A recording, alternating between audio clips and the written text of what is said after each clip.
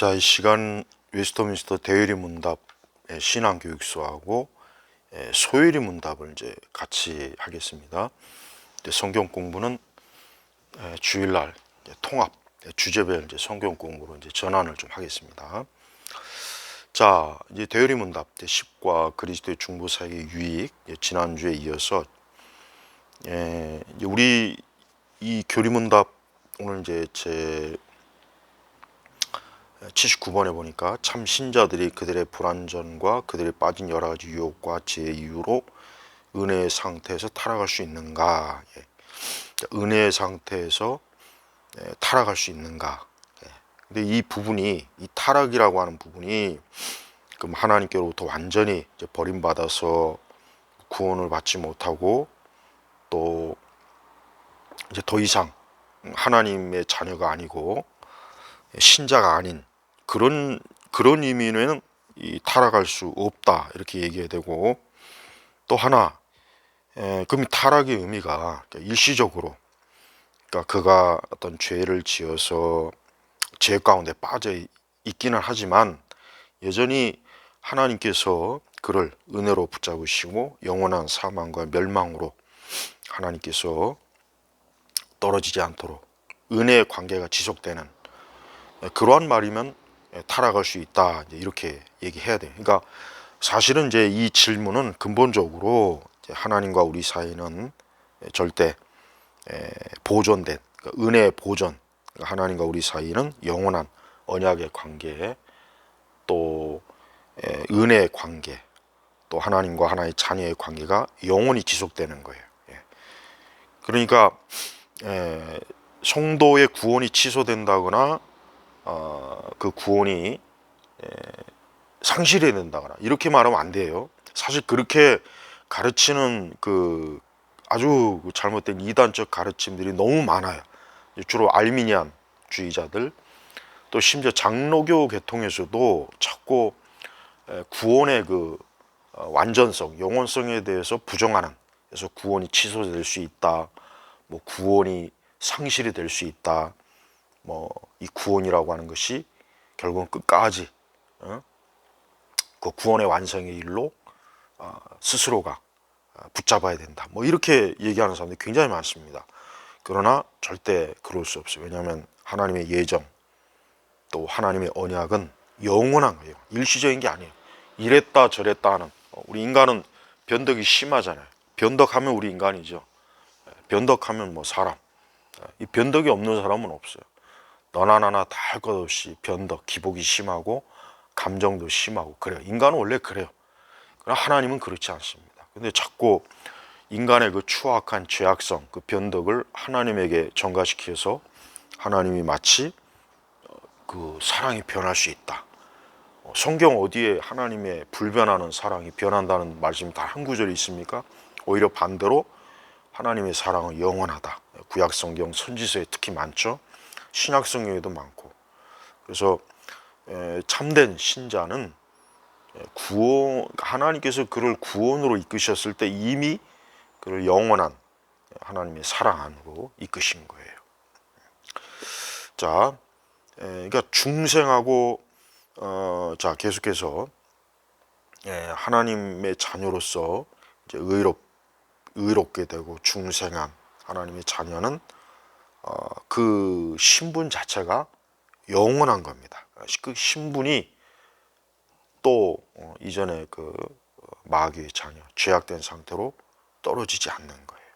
그래서 적어도 어쨌든 중생과 거듭남이 확실한 그 그리스도인은 그 영원한 하나님과의 관계가 틀림없다. 다만 이제 그럼 여기서 이제 꼭 짚고 넘어가야 할 게, 그러면은 거듭나지 못하고 중생하지 못한 자는 어떻게 되는가? 그들은 그 현재 그 위치, 그 자리 자체가 이미 하나님과는 관계가 없는, 하나님과는 단절된 그런 관계이기 때문에 저들은 뭐 저부터 타락하기 때문에 굳이 뭐 또 다시 타락했다 이런 말을 쓸 필요도 없어요. 다만 이제 우리가 이제 교회 안에 그 가라지도 있고 알곡도 있고 양도 있고 염소도 있어요. 근데 우리가 이 부분을 사람이 명확하게 그것을 구분할 수는 없습니다. 그래서 결국은 참된 성도는 끝까지 하나님의 사랑과 은혜로 구원에 이르지만, 그렇지 못한 이는 결국은 이미 벌써 하나님과의 그 상태 관계에서 은혜의 관계가 아니기 때문에 멸망의 길로 간다고 보면 되는 거예요. 그래서 우리가 성경에서 참된 신자는 절대 하나님에게서 떨어지지 않는다. 하나님께서 그를 끝까지 붙잡고 구원의 그 자리에 이르게 한다는 것을 확신해야 돼요. 확신. 의심하지 말고. 그래서 참된 신자는 영원한 그 구원이 확정된 사람이기 때문에, 영원한 구원이 확정된 사람 중에 혹 누군가 거기서 떨어질 수 있다라는 생각 자체도 할 필요도 없고, 우리의 구원은 우리에게 달린 것이 아니라 여기 이 교리문답에 나오는 것처럼 하나님의 사랑과 능력에 달린 거예요. 자, 요게 중요합니다. 우리 시대 그 칼빈주의를 마치 굉장히 문제가 많은 잘못된 그릇된 교리로 알고 있고, 뭐 칼빈은 무슨 뭐 지옥에 떨어졌다, 뭐 성경을 거짓으로 가르쳤다, 이 칼빈에 대해서 엄청나게 막 욕을 많이 하는데, 칼빈이 그런 거짓된 교리를 가르친 그런 교사도 아니고, 참된 성경적 교리를 가르친 사실 하나님의 사람이에요. 우리가 어떤 뭐 칼빈주의, 칼빈 교리 이런 식으로 해가지고 마치 칼빈이 뭔가 뭐 이런 교리를 만들었다 이렇게 자꾸 오도하는 그 예를 들면 세대주의자들, 그다음에 뭐 그 재침례 교도들, 그리고 이제 어떤 교리에든 다 무식한, 우리 한국 교회는 알미니안이고 뭐고 칼빈주의고 뭐고 아예 그냥 교리에 무식한 사람들이 있어요. 이 사람들은 아예 어떤 교리도 몰라요. 세제도 모르고 칼빈주의도 모르고 알미니안도 모르고 다 몰라요. 그냥 근데 칼빈은 무조건 싫어하는 거예요. 무식하니까 그래. 무식하니까 제대로 알지 못하고 성경도 알지 못하고 교리도 알지 못하고 이런 거짓된 신앙에 사로잡힌 맹목주의자들이에요. 그러니까 그런 사람들이 칼빈에 대해서 헛된 소리를 많이 하는데, 이것은 성경의 교리지 칼빈의 교리가 아니에요. 칼빈은 그냥 성경에서 말하는 걸 가르치는 교사일 뿐이지. 예. 그래서 우리가 참된 신자는 결코 멸망 당하지 않는다는 거, 하나님의 사랑의 불변, 또 하나님께서 그 구원을 영원히 보존하시고 지키시고, 또 그리스도의 연합 관계, 또 예수 그리스도의 끊임없는 그 중보, 또 하나님의 성령의 내주하심, 바로 이와 같은 것들이 우리를 하나님의 참된 자녀로 끝까지 붙잡는 거예요. 그래서 구원에 대해서 자꾸 의심하는 그것도 문제입니다. 자기가 한번 구원 받았어요. 자, 구원 받았다고 믿고 그러면은 그 구원의 확신이 물론 흔들릴 때도 있고 또 부족할 때도 있고 그래요. 그런데 이거를 상식적으로 그냥 나는 구원받지 못한 것 같아, 자꾸 여기로 끌리는 사람이 많아요. 보니까 구원 받았다고 믿는 쪽으로 자꾸 가야지, 왜 자꾸 나는 구원받지 못한 사람이야, 난 구원받을 수가 없어, 난 구원에서 떨어진 것 같아, 하나님이 나를 구원하시지 않을 것 같아, 그런 마음이 그게 불신앙이에요. 불신앙. 그게 마귀가 역사하는 거니까 그런 거에 이렇게 매이지 말고 오히려 더 하나님의 영원한 사랑을 확신하는 가운데 믿음 생활하세요. 예. 설령 제가 아주 굉장히 조심스럽게 얘기합니다. 그래요. 설령 지금 중생하고 거듭나지 못한 사람일지라도 제가 꼭 권하는 거 뭐냐면, 예수 그리스도를 주로 고백하고 믿는다는 고백을 계속 하세요. 계속하고, 나는 그리스도가 없으면 나는 망한다, 하나님께서 나를 구원으로 은혜로 이끄신다는 믿음을 갖는 거예요. 그런 믿음을 입으로 자꾸 고백하고 말씀으로 확증을 받고 그렇게 해요.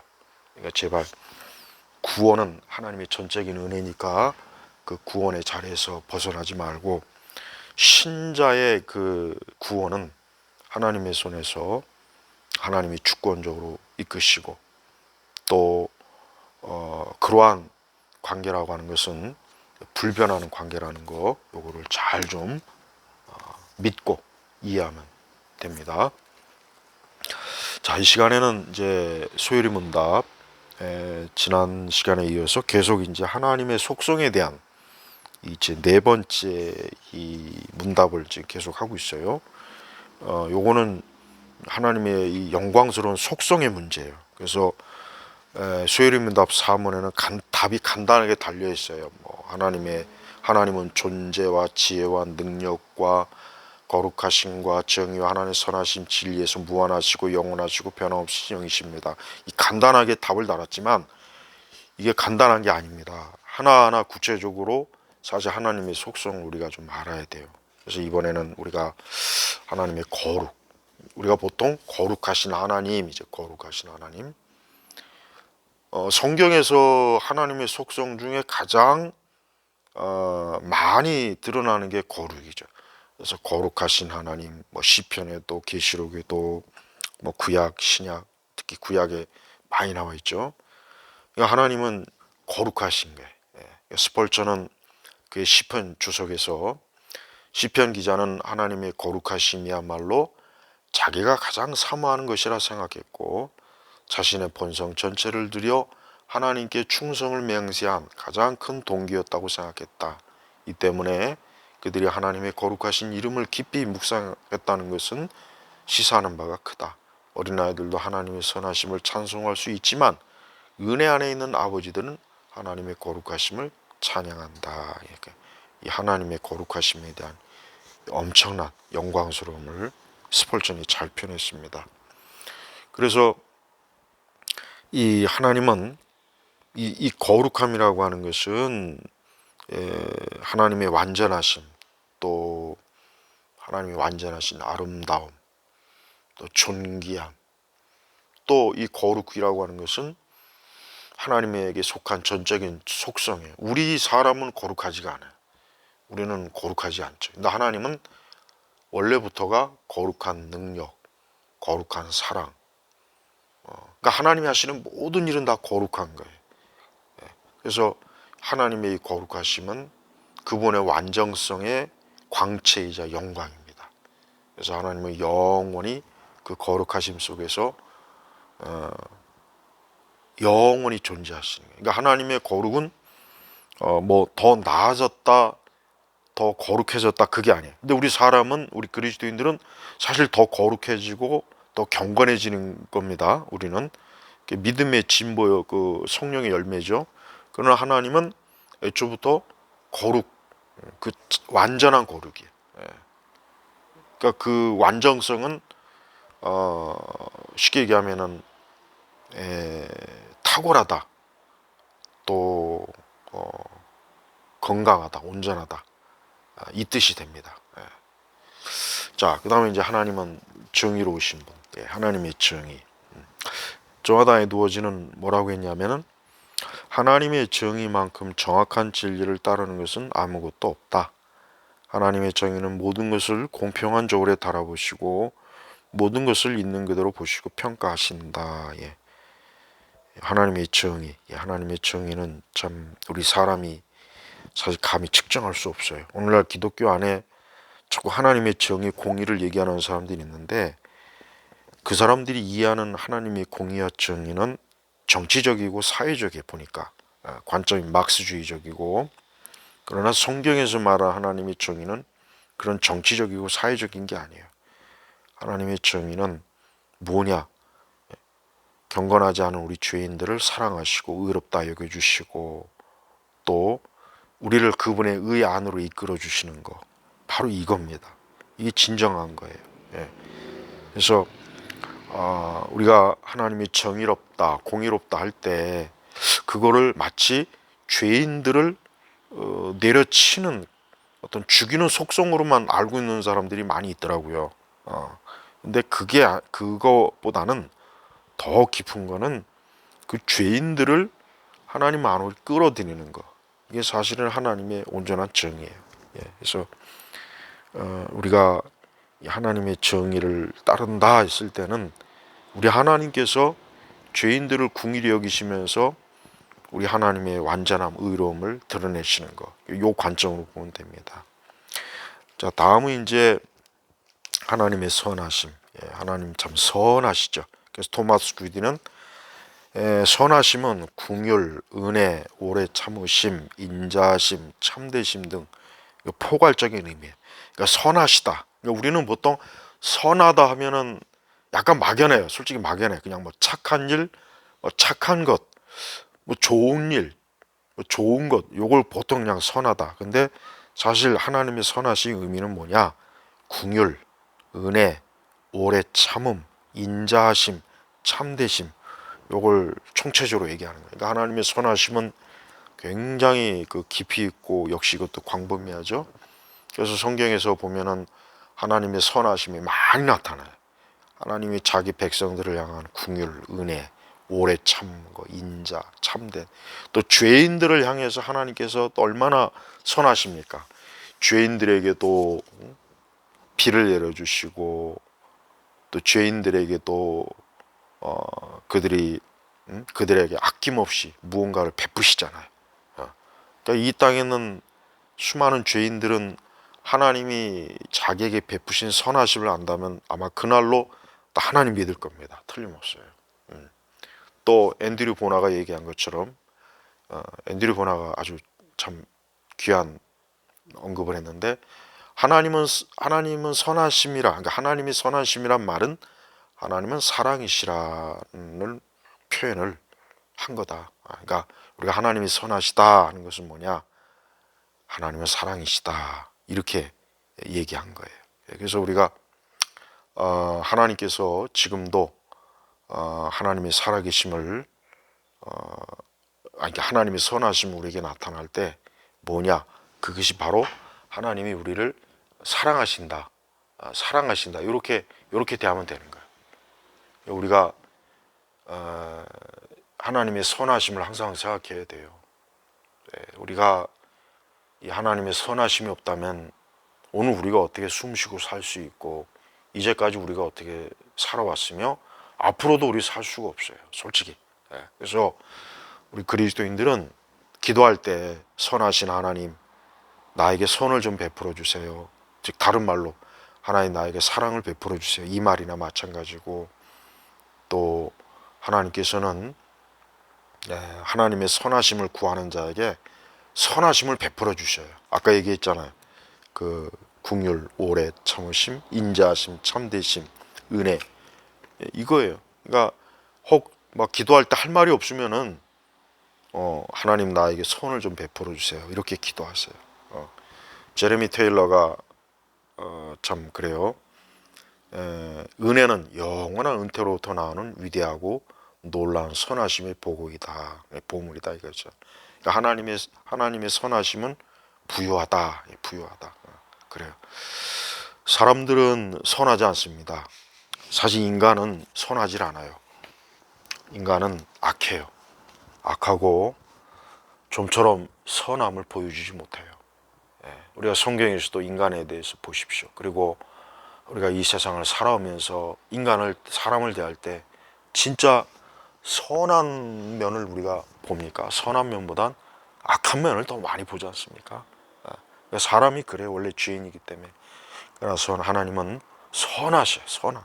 참 자꾸 뭐 하나님을 진노하고 뭐 하나님이 막 분노하고 파괴하고 하나님을 이렇게 표현하는, 이런 식으로만 인식하는 그 참 신학자들은 참 이해할 수가 없어요. 성경 전체 하나님의 선하심이 얼마나 풍성하게 나타납니까? 우리가 하나님의 선하심을 자꾸 기대하고 자꾸 구하세요. 우리가 하나님의 속성 중에 많은 것들이 있지만 이 하나님의 선하심이 사실 어떻게 보면 우리에게 가장 필요합니다. 하나님은 선하신 분이라는 걸 잊지 말고 기도할 때 주여 나에게 선을 베풀어 주옵소서, 우리 교회에 선을 베풀어 주시고 우리 가정에 우리 가족들에게 선을 좀 베풀어 주세요 하고 하나님 앞에 늘 기도하시면 하나님이 진짜 선을 베풀어 주십니다.